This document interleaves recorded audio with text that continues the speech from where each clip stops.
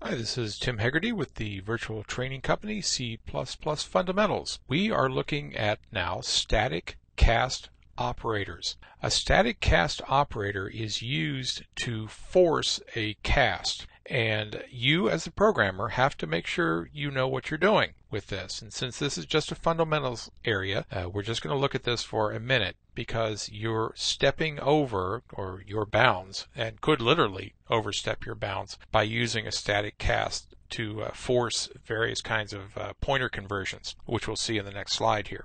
But first of all, let's just say that we have a little bit of a program here that is going to allow us to show static cast operators. So here we have a character ch, an integer I, a float f, and a double. So we can do a static cast, and you can see we're going to cast a char, and that's of I. So we're going to take this integer I and we're going to force it to a character and put it into ch. And a static cast does not do any kind of runtime checking or anything else to make sure that this is sensible or legal or even possible. So you're on your own when you use these. And here's another one. We're going to static cast to a double from a float. So we have double inside the less than greater thans, and we're going to take our float and cast it to a double. And here we're going to do a static cast of a byte, and you can see we have a new type there, which we did it in a type def. So that's just an unsigned character. So we're going to take ch, which is our normal character, and force it with a static cast into I, and that will be an implicit cast there, which we've seen in other parts of our tutorial, but rather than the forced static cast.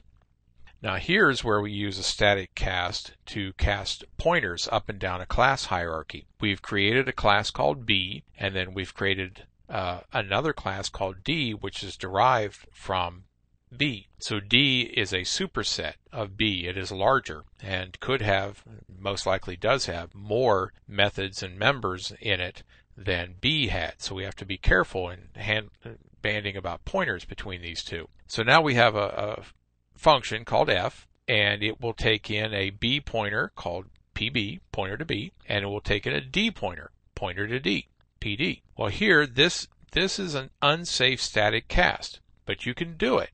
No runtime check is performed. What they're going to do here is they're trying to cast pb, which is a pointer to b, as if it were a pointer to d. And remember, d is larger. It takes up different memory. It has a different layout and could have different access specifiers to its methods and members. So by doing this, the compiler will do it and put this in PD2, but if you use PD2 and this did not point to the exact structure, the class, which we know are just superstructures from C, if you don't point to exactly the right kind of structure, you could blow the world away. Now down here, this is okay. This is a safe conversion because we are taking the D pointer, which is larger, and casting it down to a B pointer because the B pointer is within and wholly contained by the D pointer, or by the D class. The B class is wholly within a box within a box. It is within the D class. So it's okay to cast a D pointer to the bigger box as if it pointed to the smaller box because we know that that will fit, and we can put that into PB2.